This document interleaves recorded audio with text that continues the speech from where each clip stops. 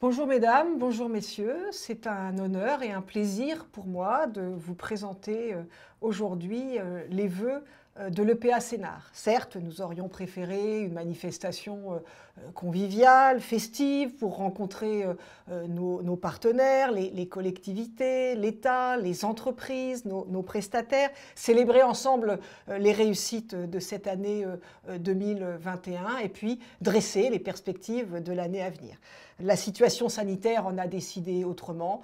Nous ne voulions cependant pas être absents de ce rendez-vous. C'est pourquoi cette année, les vœux encore seront digitaux.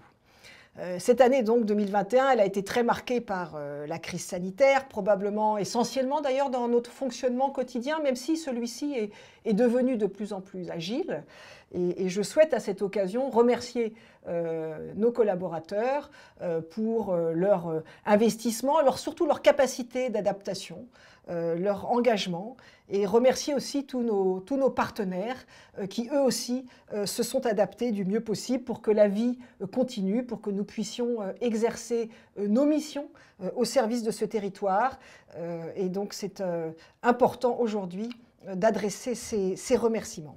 Malgré la crise sanitaire, notre activité professionnelle a été quand même beaucoup moins impactée en 2021 qu'en 2020. Et d'ailleurs, aujourd'hui, j'ai envie d'être optimiste.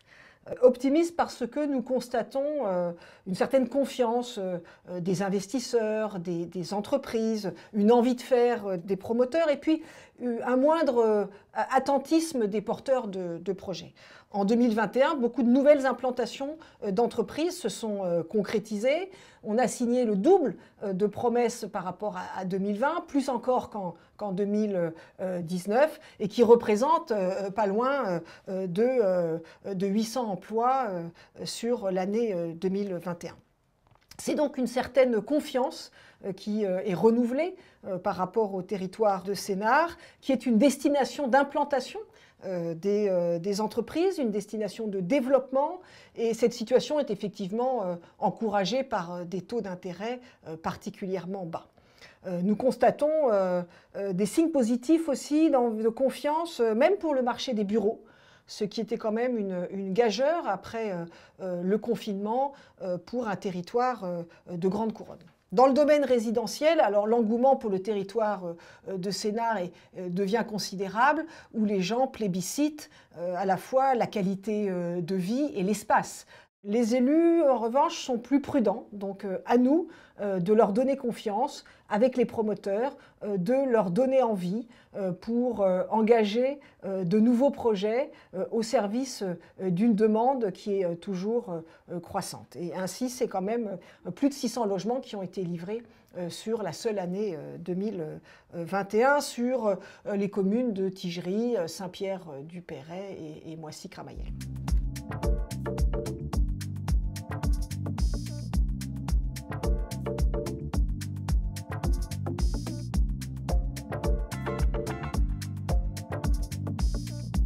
Au sein de l'agglomération de Grand Paris Sud, notre mission d'établissement public d'aménagement, qui œuvre sur une opération d'intérêt national, est de conduire un développement équilibré du territoire, un développement qui crée de la qualité de vie, de la qualité d'usage, de la qualité urbaine, pour accroître la valeur et l'attractivité de ce territoire en mettant en œuvre à la fois les politiques de l'État et le projet de l'agglomération Grand Paris Sud. Si cette mission a toujours été la nôtre depuis 50 ans, elle a profondément évolué ces dernières années, dans le temps bien sûr, mais surtout ces dernières années. Et nous sommes maintenant résolument engagés pour la France de demain, qu'appelle de ses voeux la ministre Madame Emmanuelle Wargon, et engagés pour la transition écologique et solidaire qui est chère au président de Grand Paris Sud. Je voudrais citer quelques exemples de cet engagement pour produire une ville résiliente, bas carbone, sobre. D'abord, nous nous engageons de manière croissante dans des projets de renouvellement urbain ou de densification de l'existence. Après une transformation complète du quartier du Miroir d'Eau à Savigny-le-Temple. Nous intervenons sur le centre de la commune de Cesson. Nous allons traiter une ancienne friche industrielle pour en faire un quartier résidentiel sur la commune de Lieusaint. Et nous préparons un projet mixte sur le Clos Saint-Louis, friche de bord de Seine au sein de l'agglomération de Melun-Val-de-Seine. Nous conduisons une politique hydraulique qui est renouvelée et une politique de paysagement également, afin de nous adapter le mieux possible au changement climatique. L'EPA collabore avec Grand Paris Sud pour conduire une politique d'énergie décarbonée à l'échelle d'une opération d'écoquartier, celle de l'écoquartier de Chanteloup à Moissy-Cramayel. Et puis nous cherchons à faciliter les déplacements décarbonés, des liaisons douces, et puis le recours à des stations d'avitaillement qui soient décarbonées, comme celle qui est prévue sur le parc de la Cinq. En 2022, l'EPA souhaite aller encore plus loin, bâtir une trajectoire qui soit à la fois réaliste et ambitieuse pour la transition écologique sur ce territoire, profondément ancré dans notre contexte territorial et compte tenu des conditions économiques et des contraintes économiques de ce territoire.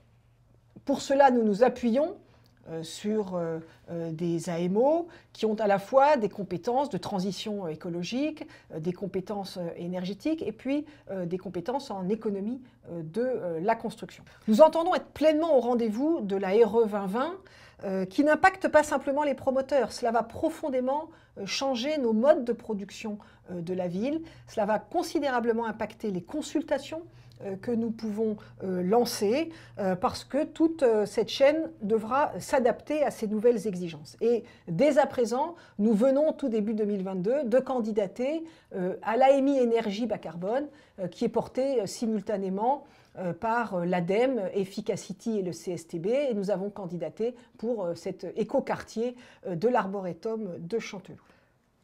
Au titre de la sobriété foncière, l'EPA a conduit en 2021 une importante réflexion sur le devenir des 1300 hectares du foncier de l'État que l'État possède sur l'opération d'intérêt national, à la fois pour alimenter le volet foncier du SCOT de l'agglomération en cours d'élaboration et puis pour préparer la révision du SDRIF, puisqu'il s'agit à la fois de permettre la poursuite du développement de ce territoire et de prendre pleinement en compte les exigences du zéro artificialisation nette. Nous avons mandaté les urbanistes qui nous accompagnent pour bâtir une stratégie opérationnelle qui soit sobre sur les opérations qui sont en cours de réalisation sur l'opération d'intérêt national. L'EPA œuvre sans relâche pour une ville productive, comme en témoignent les succès que nous rencontrons dans l'implantation d'entreprises. Une ville productive, c'est aussi une ville qui va créer de la richesse sur ce territoire. Et je peux citer l'exemple de Caliceo qui souhaite installer un centre de balnéo et de loisirs sur le Carré Sénard, ou bien l'entreprise Guenry 91 qui est véritablement une pépite manufacturière spécialisée dans le packaging de luxe qui a installé un centre de production sur le territoire de l'Oyenne. Et puis en préparant des fonciers prêts à l'emploi, nous espérons aussi accueillir des industries d'avenir sur ce territoire. La ville que nous fabriquons se doit d'être inclusive. Et nous y œuvrons aux côtés des communes, de l'agglomération, notamment pour accroître l'offre d'enseignement sur le territoire. Un projet de lycée sur le Carré Sénard, un lycée que nous espérons international, un projet de collège en Essonne sont des sujets que nous travaillons activement. La ville, elle est aussi plus inclusive grâce à des implantations d'équipements remarquables en matière sanitaire, en matière médico-sociale et d'économie sociale et solidaire. Et je dois dire que ce créneau d'activité s'est considérablement développé sur Sénart avec des très belles implantations ces 4 dernières années. En 2022, l'EPA continuera de préparer des nouveaux projets opérationnels après les diagnostics qui ont été conduits en 2021 par les équipes d'urbanistes et de paysagistes qui nous accompagnent.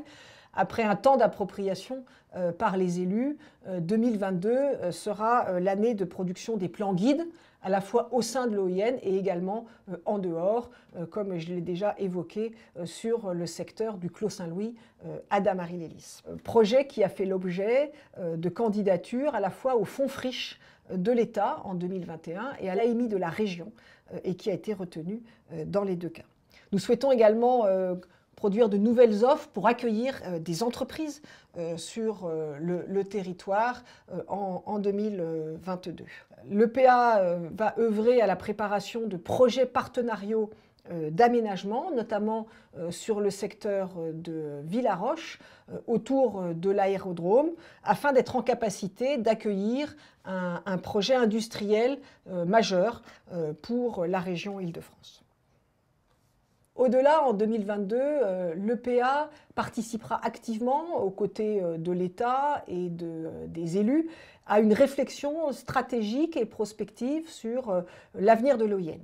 Cette réflexion, elle est appelée de leur vœu par nos élus, nos administrateurs, pour faire évoluer peut-être le mode de gouvernance de l'opération d'intérêt national, pour prendre pleinement en compte les exigences de la transition écologique et puis pour prendre en compte les exigences aussi économiques et l'évolution du modèle de l'aménagement périmétropolitain durable que nous appelons de nos vœux. Nous envisageons aussi de poursuivre la démarche de contractualisation que nous avons initié avec les communes et l'agglomération en 2021 pour produire des opérations mieux comprises, mieux partagées, pour les coproduire avec une plus grande transparence et puis également un meilleur partage des risques. Formons le vœu pour 2022 de poursuivre ensemble le développement de l'opération d'intérêt national de Sénart, à la fois un développement équilibré, ambitieux mais réaliste. L'EPA Sénart ne peut rien faire sans ses partenaires. C'est donc à vous que j'adresse tout particulièrement ces vœux, mes remerciements et l'espoir de produire ensemble de beaux projets et de belles ambitions pour l'année à venir.